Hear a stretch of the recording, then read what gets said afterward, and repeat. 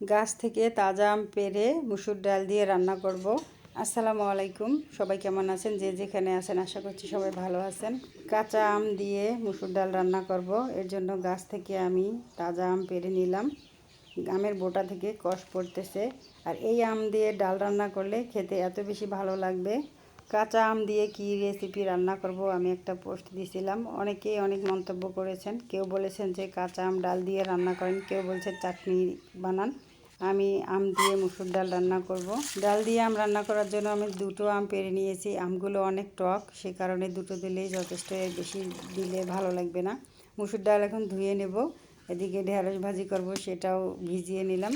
মুসুর ডালগুলো ধুয়ে একটা পাতিলের ভেতর পানি দিয়ে চুলার উপর বসিয়ে দেব। কাঁচামরিচ কেটে দিয়েছি, এরপরে পেঁয়াজ দিয়ে দিলাম, তারপরে রসুনের কোয়া দিয়ে দিলাম, পরিমাণ মতো লবণ দিয়ে দিলাম। এখন চুলাটা জ্বালিয়ে দেব।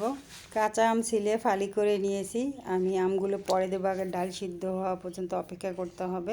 ঢেঁড়স ভাজি করব, ঢেঁড়সগুলো আমি ধুয়ে নিয়ে নিলাম। ডাল প্রায় সিদ্ধ হয়ে গেছে, আমি এর মাঝে কাঁচা আমগুলো দিয়ে দেব।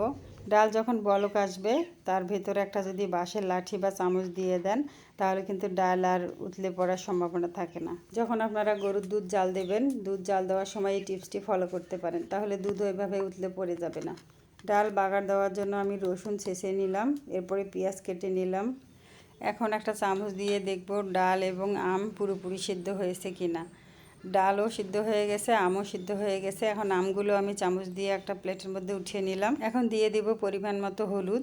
আমি ডাল সিদ্ধ করার সময় হলুদ দিই নাই, কারণ হলুদ যদি আমি আগে দিতাম তাহলে কিন্তু ডাল সহজে সিদ্ধ হতো না।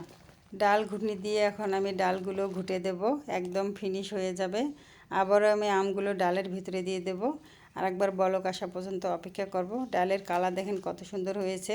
এরপরে ডাল আমি বাগার দেওয়ার জন্য একটা গামলার মধ্যে ঢেলে নিলাম। ওই পাতিলটা ধুয়ে আবারও চুলার উপর বসিয়ে দিলাম, আর তেল দিয়ে দিলাম। ওখানে রসুন পেঁয়াজ দিয়ে দিলাম। পেঁয়াজ এবং রসুন তেলের মধ্যে যেন পুড়ে না যায় সেটা খেয়াল রাখতে হবে, নাড়াচাড়া দিতে হবে। এরপরে দিয়ে দিলাম দুটো তেজপাতা। ডাল বাগার দেওয়ার সময় পাঁচফোড়ন দিতে হয়, আমার হাতের কাছে পাঁচফোড়ন নাই, তাই আমি শুধুমাত্র কাঁচা জিরে দিয়ে দিলাম। অনেকে আছে পাঁচফোড়ন খেতে পছন্দ করে না, তারা কাঁচা জিরে দেয়। পেঁয়াজ রসুনের কালার গোল্ডেন হয়ে গেছে, এখন আমি ডালগুলো পাতিলের ভেতর দিয়ে দেব। আম ডাল হয়ে গেছে, এরপরে চুলা থেকে নামিয়ে নেব। এরপরে ঢেঁড়স ভাজি করে নিলাম।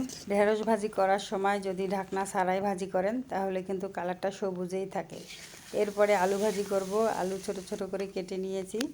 ঢেঁড়স ভাজি হয়ে গেল, চুলা থেকে নামিয়ে নিলাম।